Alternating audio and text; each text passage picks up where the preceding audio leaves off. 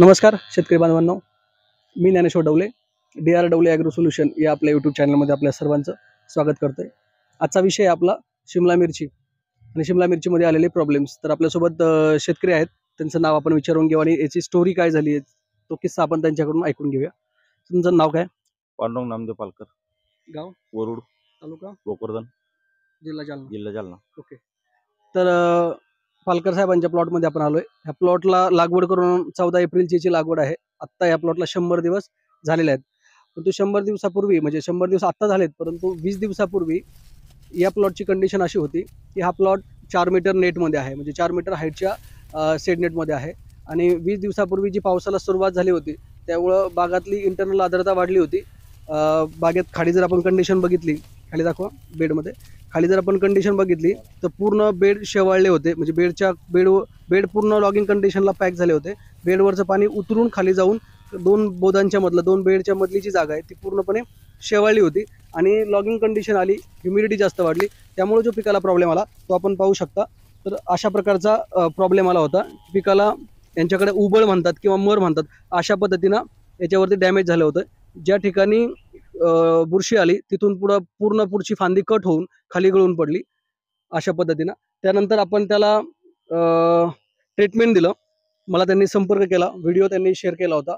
Om Shanti agro agency मावरा यांच्या माध्यमातून मला त्यांनी संपर्क केला होता आणि जो व्हिडिओ आल्यानंतर मी तो व्हिडिओ पण तुम्हाला टाकेल की त्या व्हिडिओमध्ये पूर्णपणे पाला जो आहे तो खाली गळाला होता आणि प्लॉट त्यांचं अशी मानसिकता झाली होती की आता आपण खर्च करण्यात उपयोग नाही, प्लॉट आपला पूर्ण संपलेला आहे. त्यानंतर मी त्यांना काही ट्रीटमेंट दिलं होतं आणि ट्रीटमेंट आपण काय त्यांनी घेतलं, काय काय केलं त्यांना आपण विचारू. काय कंडिशन झाली होती, तुम्ही कसं कसं केलं? उबळसाठी पूर्ण ती किट होती संपूर्ण, ती सोडून दिली ती. त्याच्यानंतर चौथ्या दिवशी रिझल्ट येऊन गेला. अमिकोच्या सगळ्या बॅक्टेरिया तुम्ही पुऱ्या बॅक्टेरिया सोडून दिला, व्यायाम पण सोडलं. त्यानंतर मग फवारणीतून घेतलं अमिको स्पार्कर पी. ओके. त्या फवारल्यानंतर त्यापासून आता 20 दिवस झाले फवारणी नाहीये, तरी पण फळसड नाहीये. 20 दिवसापासून फवारणी नाही. ओके.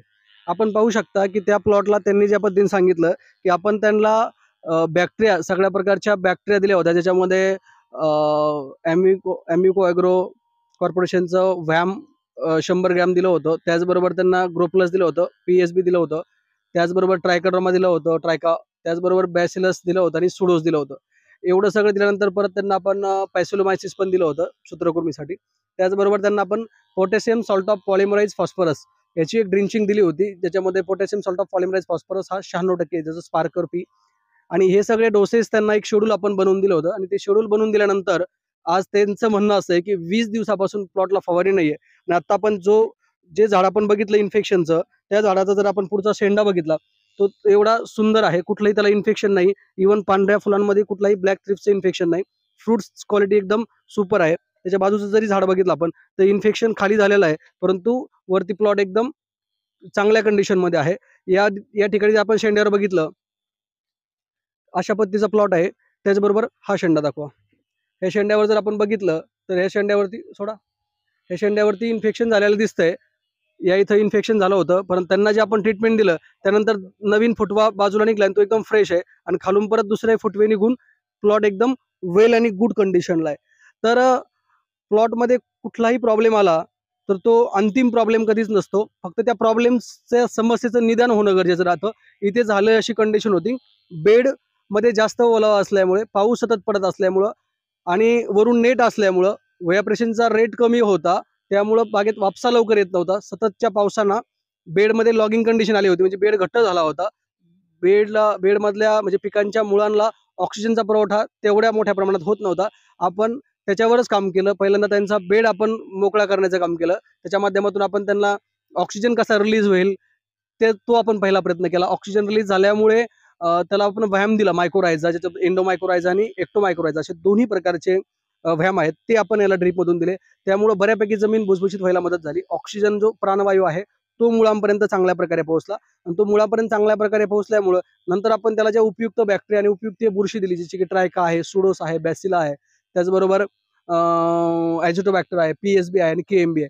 हे जे आपण केग्रोच्या माध्यमातून त्यांना ज्या बॅक्टेरिया दिल्या त्या बॅक्टेरियांना प्राणवायू चांगला मिळाल्यामुळे त्याचं मल्टिप्लिकेशन खूप चांगलं झालं आणि पुन्हा तो प्लॉट रिपेअर झाला, शेंडा चांगला निघाला आणि वरती जे इन्फेक्शन झालेलं होतं त्याच्यावरती आपण त्यांना सुरुवातीला स्पार्कर पी आणि रेडोमिल गोल्ड याचा स्प्रे दिला होता. नंतर आपण त्यांना कर्जेट आणि सुडो, बरोबर, कर्जेट आणि सुडोचा एक स्प्रे दिला की कर्जेट हे सायमोक्झिनिल प्लस मॅनकोचे ड्वेल ट्विन मध्ये काम करते आंतरप्रवाही आणि स्पर्शजन्य. त्याचबरोबर पाऊस पडला ते धुवून जाऊ नये म्हणून आपण त्याला धुवून जरी गेलं तर त्याच्याबरोबर एक बॅक्टेरिया आपण दिला होता जेणेकरून त्याला सुडोमोनस दिला होता आपण. सुडोस त्याच्याबरोबर 200 लिटर पाण्याला 600 ग्रॅम कर्जेट आणि सुडो 250 ग्रॅम हे कॉम्बिनेशन त्यांना दिलं होतं. त्यामुळे एक उत्कृष्ट पद्धतीनं त्यांचा प्लॉट आज कव्हर झालेला आहे. आणि आज त्यांना ज्यावेळेस आम्ही भेटलो गावामध्ये त्यावेळेस ते आवर्जून म्हटले की प्लॉट बघायला चला. अशा कंडिशनला जर प्लॉट राहिला तर तो अजून 6 महिने चालू शकतो आणि खरोखर चालू शकतो. की आता जर आपण प्लॉटचा शेंडा बघितला आणि आत्ता लागलेलं हे जे नवीन सेटिंग बघितलं आपण की हे नवीन सेटिंग आहे की ज्या प्लॉटला ऑलरेडी इन्फेक्शन झालेलं होतं, परंतु आपण त्याला योग्य ट्रीटमेंट जर आपण केली तर आपण कॅप्सिकमचा म्हणजे शिमलाचा कुठलाही प्लॉट आपण चांगल्या पद्धतीने रिपेअर करू शकतो. कारण की शिमलाविषयी थोडंसं सांगायचं झालं तर आता शिमलामध्ये ना ब्लॅक थ्रिप्सचा अटॅक खूप मोठ्या प्रमाणात आहे. परंतु हा एवढा डॅमेज झाला, प्लॉट रिकवर झाला, तर आपण अगदी क्लोजअप मध्ये जरी बघितलं तरी क्लोजअप मध्ये जरी बघितलं आपण तर कुठल्याही फुलामध्ये आपल्याला ब्लॅक थ्रिप्स आढळून येत नाही. कुठल्याही पांढऱ्या फुलामध्ये आपण जर बघितलं तर ब्लॅक थ्रिप्सचं प्रमाण या प्लॉटमध्ये सध्या अजिबातच नाही. तर ब्लॅक थ्रिप्स कंट्रोल येण्यामागं औषधांच्या चांगल्या फवारणींचं कॉम्बिनेशन तर आपण घेतलेलंच आहे, पण सगळ्यात महत्त्वाचं याच्यामध्ये न्यूट्रिशन मॅनेजमेंट आपण खूप चांगल्या पद्धतीनं मॅनेज केलं. तर या सगळ्या ट्रीटमेंट विषयी आमच्या तुम्ही काय सांगाल? पण एकदम जबरदस्त सर. बरं. माझी अपेक्षा संपली त्यावेळेस मी त्यांना सांगितलं होतं अपेक्षा संपली होती. ओम शांतीवरची शेट आलते ना हां. भालेकर, हां. त्यांनी सांगितलं बघ जमत असेल तर द्या, नाही तर मग जाऊ द्या म्हणलं पण सोडून देतो. नाच सोडून देतो. हा आणि मग त्यानंतर त्यांनी काय केलं? 100% जमतो म्हणे. त्यांनी तुमच्याशी कॉन्टॅक्ट केला, ओके. तुम्ही बोलले फोनवरती ट्रीटमेंट सुरू केली तर जमलंय. ओके. तर यांची अशी मानसिकता झाली होती की प्लॉटवर इन्फेक्शन एवढं झालंय की आता आपण प्लॉट सोडून देऊया. परंतु आमचे मावऱ्याचे मित्र आहेत विजय भालेकर, त्यांचं Om Shanti agro agency shop आहे.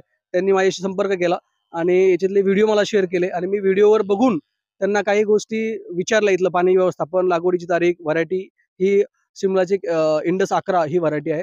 आणि त्या सगळ्या मी त्याचे इनपुट्स घेतले की त्यांनी कसं कसं लागवड केली, काय काय ट्रीटमेंट केली, आत्ताची कंडिशन काय आहे, शेडनेटची हाईट किती, या सगळ्या गोष्टी विचारात घेऊन त्यांनी ट्रीटमेंट केली. काय ट्रीटमेंट केली याच्या आधी त्या सगळ्या गोष्टी विचारात घेऊन मग त्यांना आपण याचं एक प्रॉपर शेड्यूल दिलं आणि ते प्रॉपर पहिले जो खर्च होता हां. या ट्रीटमेंट करून तुम्हाला 75% खर्च कमी झाला. ओके.